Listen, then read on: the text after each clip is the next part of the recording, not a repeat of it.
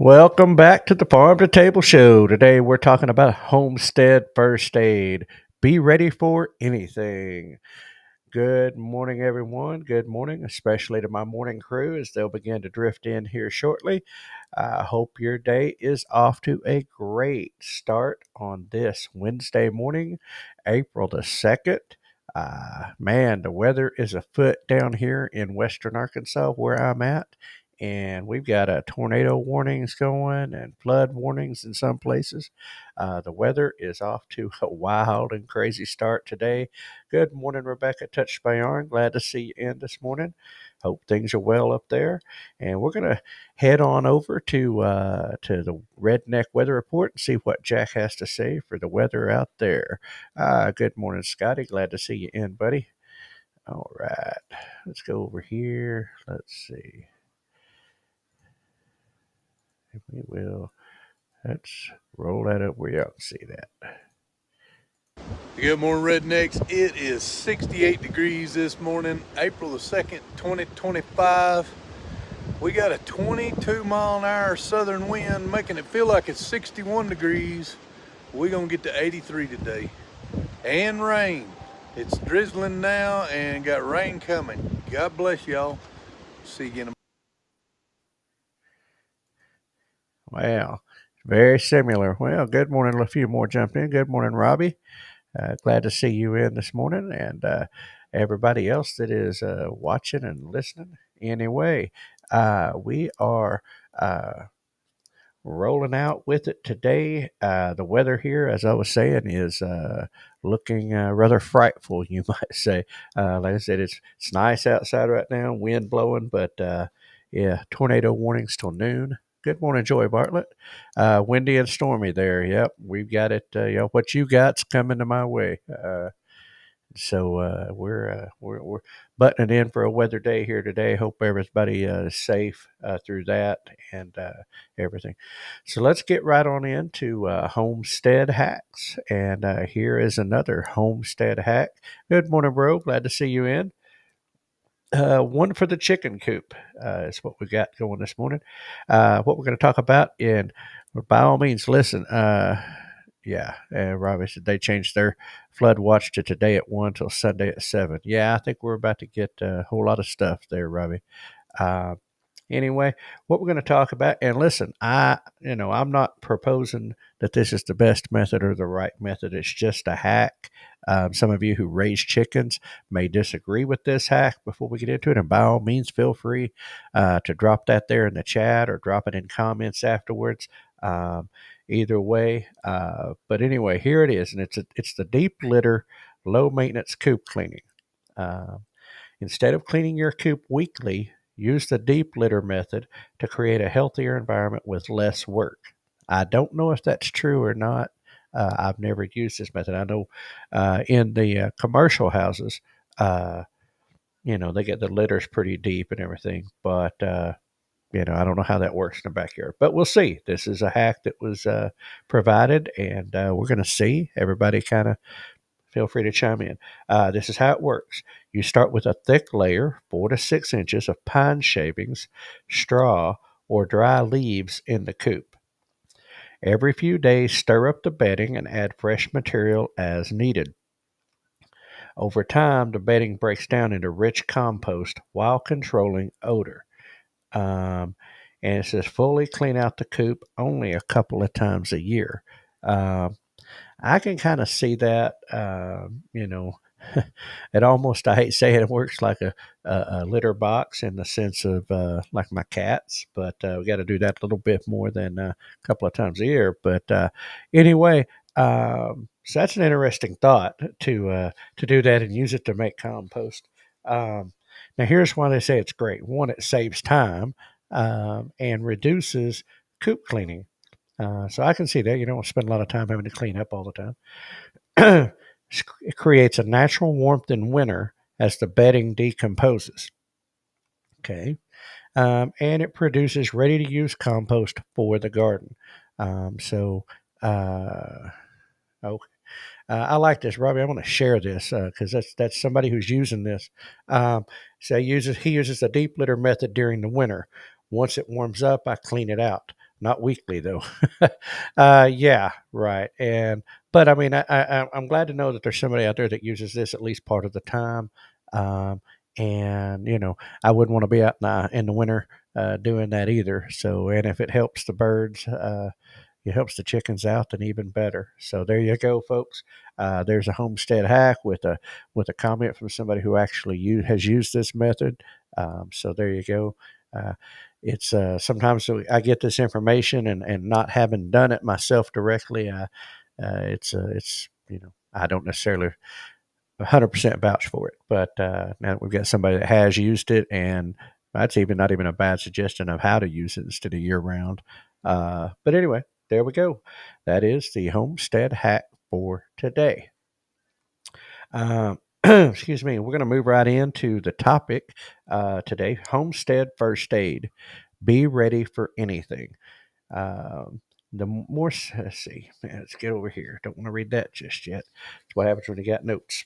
Anyway, um, today we're going to cover the must know topic for every homesteader: first aid and trauma medicine on the farm. Whether it's a minor cut, a broken bone, or a life threatening injury, being prepared can make all the difference. The old Boy Scout motto. Hey, good morning, Ed Kirkpatrick. Glad to have you in, bud. Um, Farming and homesteading are physically demanding. And let's be honest, accidents happen. So today we're going to cover must have first aid supplies and where to get them, how to handle common farm injuries, when to call for help versus when you can handle it yourself, and how to get the right training before an emergency happens. So let's dive in. Um, Before we get into handling injuries, let's talk about the gear that every homesteader should have. Having the right supplies could be the difference between life and death. Um, and that's, especially in an emergency. So some must-have first aid and trauma supplies. A solid homestead first aid kit should include trauma care, number one, uh, cat or soft T tourniquets, which is, the difference there, of course, with the cats is, with those tournaments is, the cat is combat application tourniquet, and it's often viewed as the best and is widely trusted by medical professionals around the world. And then the soft T wide is also as trusted, just not so widely used. So just two different kinds there, that people could use. But anyway, and by the way, we have a video out from last night where I was uh, at the Okie Homestead Expo. I was the guinea pig of a cat tea tourniquet, a cat tourniquet, and I will promise you it works. But anyway, go over and check that video out where we talked with Refuge Medical about this very thing. Anyway, now, the Israeli bandages. Now, that's basically a really wide bandage that has a gauze thing that you can wrap in tight. It's and it's a very common thing, and it works. It can, stop a lot of bleeding and that type of thing as well. Chest seals, which hope nobody needs that one, but it's for the old sucking chest wound, you might say, but or things like that, a puncture wound to the chest, and that system and that method does work. It's quite impressive. Hemostatic gauze like Quick Clot, some things you need. I'm going to break each of these down, but anyway. Um, Wound care such as sterile gauze, antiseptic wipes, butterfly closures, super glue for minor cuts, which, by the way, that works. I will test. Super glue is an awesome little thing for minor cuts. Burn treatment, so burn jello, aloe, non-stick dressings. Pain relief such as ibuprofen, acetaminophen, aspirin, important for heart attacks, by the way.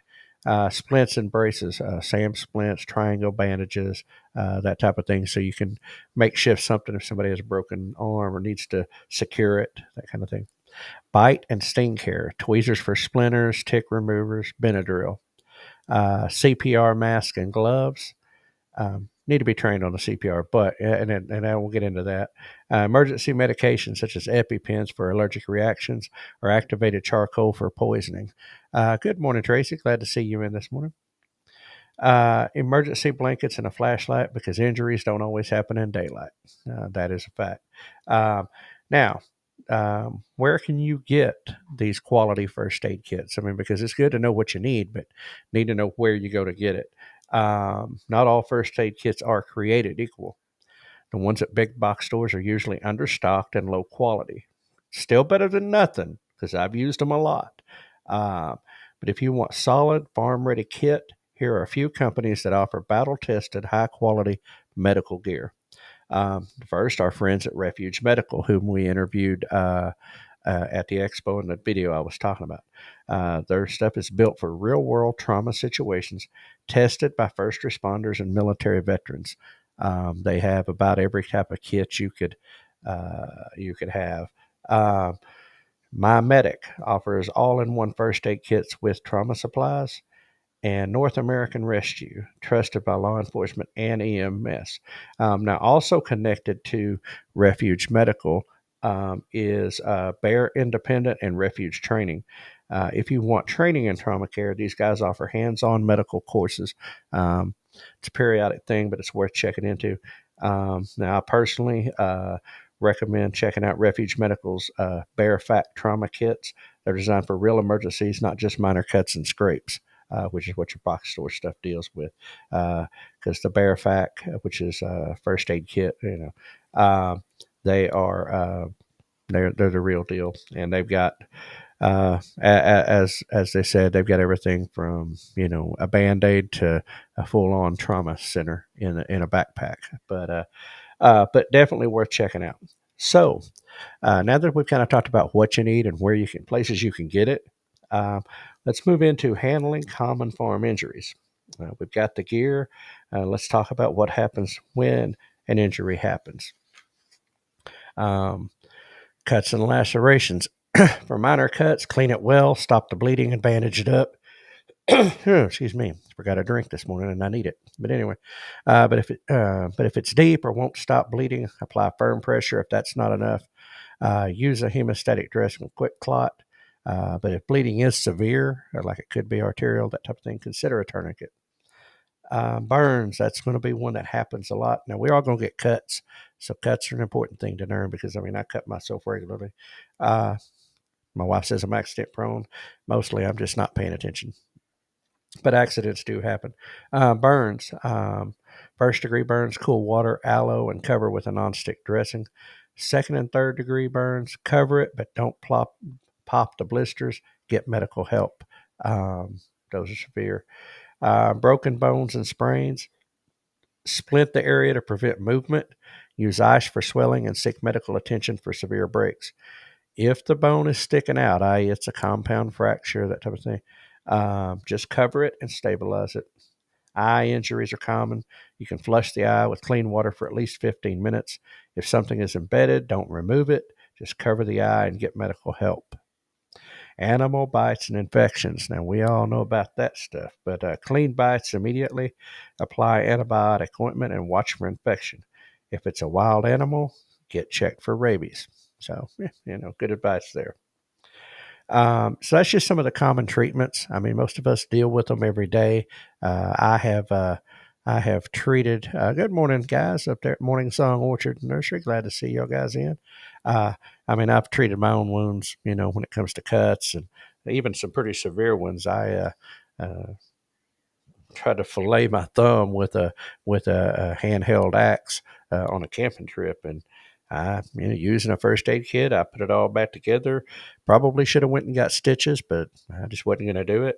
I got a nice little scar there on the hand, but it went back together and everything was fine. So you can treat your own stuff. You can prevent a lot of stuff, and we don't have to run to the emergency room for everything. But it is important to have the right gear on site, much like I don't right now. Thank goodness. I got a son-in-law that's Johnny on the spot with first aid kits and things like that. But anyway, moving on, trauma response. When seconds count. Some emergencies are too serious to wait. So let's talk a few minutes about life-threatening trauma situations.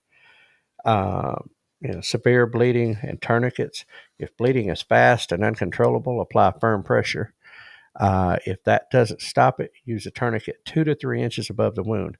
It's painful, but it can save a life, and that's the thing that you're after there. Choking and CPR. This is probably, Scotty, I might be accident prone. My wife would agree with you. She would say that, yes, I am. I'm always doing something. But uh, I think it's I'm not paying attention to what I'm doing enough, or I'm using a tool improperly. Hey, good morning. He's back. Anyway. um, but anyway, choking and CPR. Now, choking, I will say, is probably a pretty common thing. The Heimlich movement for adults, back blows and chest thrusts for kids. If they stop breathing, start CPR immediately. I will tell you, that particular one right there, if there's any skill that you can get training or learn, it is that. I've had to self Heimlich before. And it's not pleasant, it's not fun, but it works.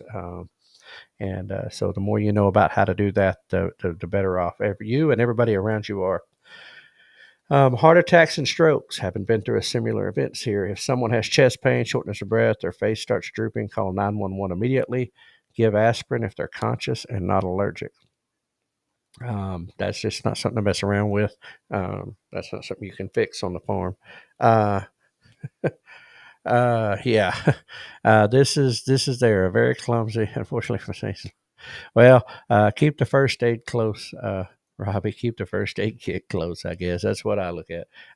I've used paper towels and duct tape to cover one up until I could get to it. I mean, it's just you do what you got to do sometimes. Um, Now, emergency preparedness and training. We're going to talk a little bit about that. First aid and CPR training, because your best tool in an emergency is training. And I 100%. When I was in the military, we trained. I mean, whether it was this kind of training or other stuff, and the more you train, when you need it, it happens and it takes over. So consider taking a oh, Scotty. Anyway, consider taking a first aid or CPR course. I mean, that's honestly any kind of classes you can get into. We're going to try to have some of those. I know at Oklahoma Homestead Rendezvous, we're working with uh, Refuge Medical to come out for a day, and then David Lacey with Glory Hills Homestead has volunteered to teach a class on Saturday. So another good reason to be out at some of these events is they have this training, and ours certainly there at Oklahoma Homestead Rendezvous. Uh, yes, and that's right there. I ain't gonna say that's where I learned it, but that's where I used a lot of it was when I worked in the shops and body shop, mechanic shop, and everything else. You did what you had to do at the time. Just don't bleed on the car. Uh, anyway, so emergency contact plan is next. Make sure everyone on your farm, your homestead, your house knows what to do. Where's the nearest hospital? Who do you call first? And here's a question, and I'm going to kind of hit this for a minute. Do you have a landline if cell service is bad? I don't know, how many do anymore. I don't certainly, but of course, I don't live in a bad cell area, so that's part of it. But when we think about that, I was just watching an interview recently with Justin Rhodes and Nick Freitas, and they went through the hurricanes and the flooding and everything in North Carolina, and they had everything covered but communication. So when they had sketchy cell signal at best, and so when cell went down and internet went down and everything, they had no communication with the outside world. And so, things like a landline, or perhaps you can become a ham radio operator, something where you can reach outside of where you are to get somebody to call for help. And Scotty, I don't know many people that do have a landline, short of a business. I don't know many people that do anymore, if anybody. But it's just something to put in the checklist of, hey, I might need to think about that one. Now, check your first aid kit regularly. Consider adding trauma kits in your truck, barn, and home because injuries don't wait till you're inside. Yeah, and that's kind of that. I mean, so that's kind of it there. Hopefully, we get a little more prepared. Each of us takes the time to consider this for emergencies. Get prepared on our homesteads and farms. Check out Refuge Medical, My Medical, or North American Rescue for top-notch trauma gear. And like I said, consider taking a medical training course because it could save a life, and the life it could save is your own. Hopefully, big part of that is stay safe and stay prepared. Um, and Let's see. Here we go. I want to get into some of this guys with y'all guys. Yeah, most of us don't have a landline. Here, they had a class Saturday about how to extend your radio. It's done by a ham radio club. And that's super important. I'm a ham. I'm licensed, but I've not. I went and took the course. Went through, studied, got the ham. I'd have to go look up my license, Ed, because I haven't. I'll be honest with you. I got the halfway there. I got the license. Went through the training, got the license, and that's where I've stopped. And hadn't got the radio yet. Hadn't got the setup yet. But I mean, it's just one of those things. Uh, and as Keith said, ham is a good thing to know and it's a good thing to have. Um, and Because in an emergency, I mean, you can reach out, you can find out information during stormy, bad weather, national emergencies, that kind of thing, disasters. So definitely a worthwhile thing and to have and pursue. It's not the radios you can get in at a reasonable price, and the licensing and the testing. It's just studying, and they got practice tests out there, and man, I took practice test after practice test after practice test, getting ready, and went up and got my general, just the basic, licensing. But get that, and have it there, learn how to use it, and there's Keith's uh, his thing, uh, and now, Ed, if I'm not wrong, with that call sign, you're up just a little bit higher than you're up in the maintenance. You're a little bit higher than the basic with that N number. I think I know Keith's is in the KI like mine is, and he got a cool one, SAS. But anyway, just things to consider there.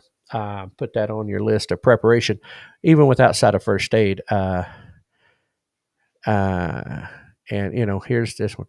I used to have a home base that had over 200 channels.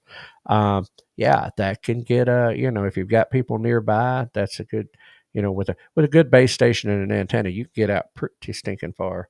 I've got an old base station put up in one of my boxes. It's in a wooden box actually protected, but I've got one out in my garage put up. Uh, Been meaning to get it up and get me a ham. I'm up on a good enough hill I could get an antenna out. And, probably do pretty good up here.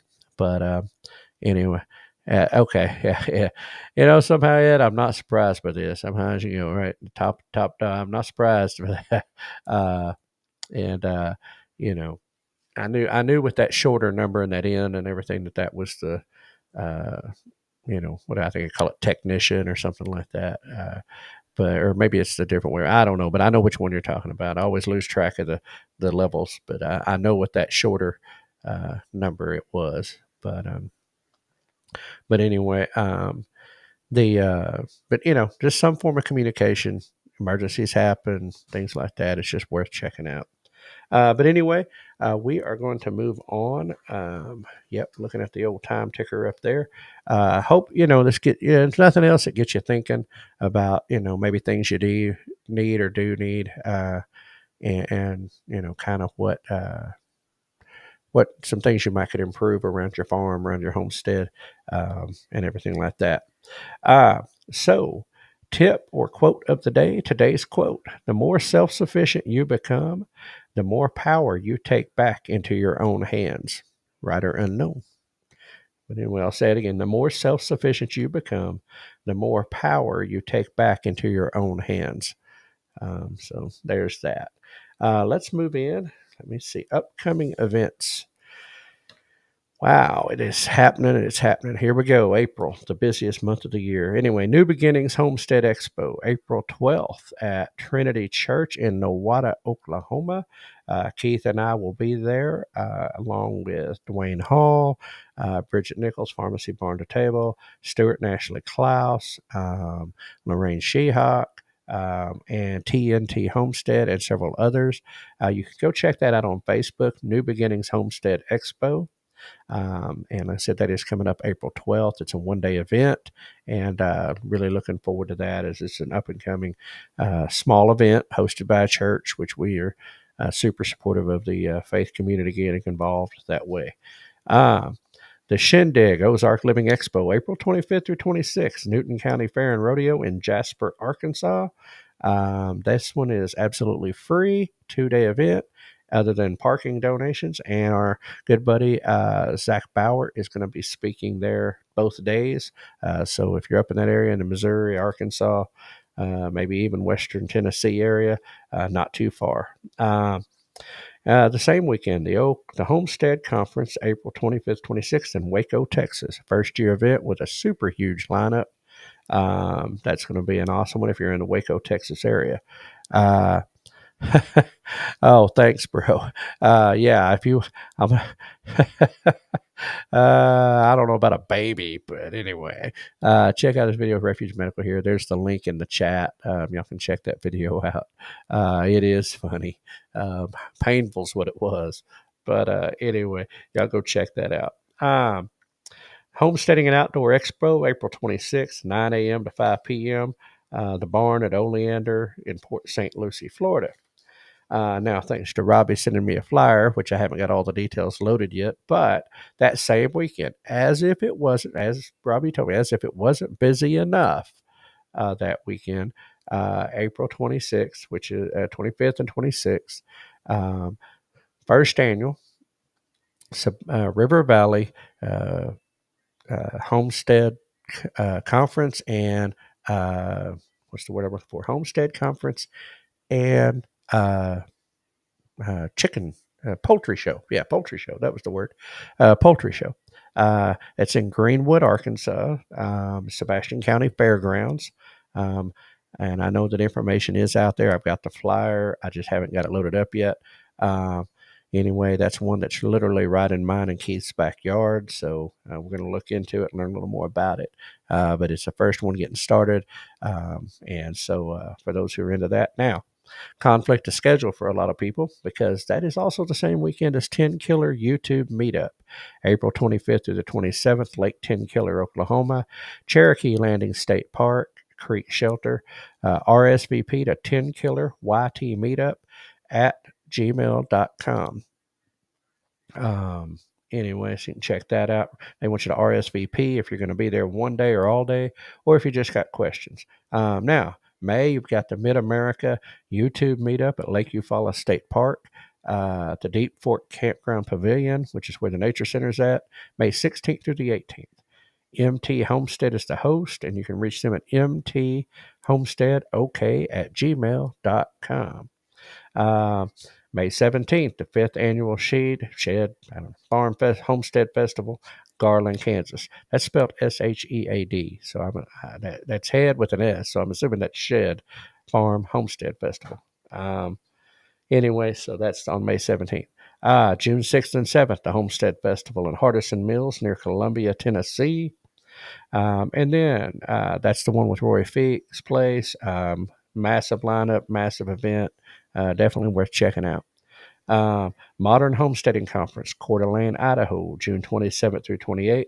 You can find more information at modernhomesteading.com about that. If you're out in the northwestern United States, it's a good one to go check out. September 5th through the 6th, Ozark Homestead Expo, Marshfield, Missouri. That's one we will be at. Ozark's Homesteading Expo or Homestead Expo. That is a great event, very large, huge speaker lineup. A lot of friends of the channel and a lot of friends in the homesteading world that are up there in that area. So worth going to.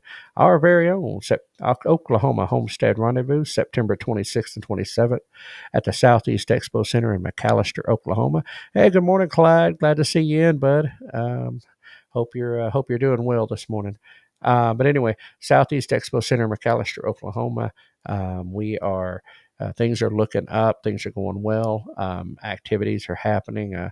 Was talking with Chris, and they have got a lot going on with that. It is going to be bigger and better than the first year. Super looking forward to that. So put that one on your calendars in this area. And then October 10th and 11th, Homesteaders of America Conference.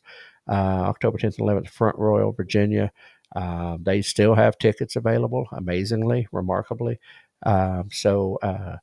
Anyway, definitely that's the granddaddy of them all. That's the one that started out the whole thing. And so worth going to check out if you're on the eastern side of the United States or if you're willing to travel. But anyway, that is it for events that I have. As I get more, I'll pass them on to you. So it is time to get out of here. That is a wrap for today on the Farm to Table Show morning edition. Thanks for joining us as we strive towards building stronger communities for now and in the future. Uh, that's okay, E&D. That's okay. Glad to see you in, buddy. You can always watch it on the replay there. You don't need to apologize. Just glad to see you in, buddy. And yes, Roy, as Roy said, everybody be safe with these storms coming through. Absolutely. Want to caution everybody, don't do anything unnecessary. Don't be out unnecessarily if you don't have to in these places that have tornado watches and warnings and that type of thing. Anyway, if you enjoyed today's episode, don't forget to hit that like button. Give it the old two thumbs. Give it the thumbs up. Hit that share button. Share it with your friends. Subscribe to our channels on Facebook, YouTube, X, and Rumble. It is the best way to stay connected and help grow the conversation about food, farming, and community. Until next time, keep your roots deep and your vision growing. Good food starts with great people just like you. And remember, we are #stronger together. Be a blessing to someone today. As I said, be safe this week. I'll continue to be here as long as I've got internet and all that. But with the rain and storms coming through, we'll see what happens. But everybody be safe out there. As Roy said, be safe. But anyway, we will see you all on the other side. I hope you all have a great and wonderful day. So I'm going to hand this over to Hank to take us on out of here. No humans were harmed in the production of this podcast.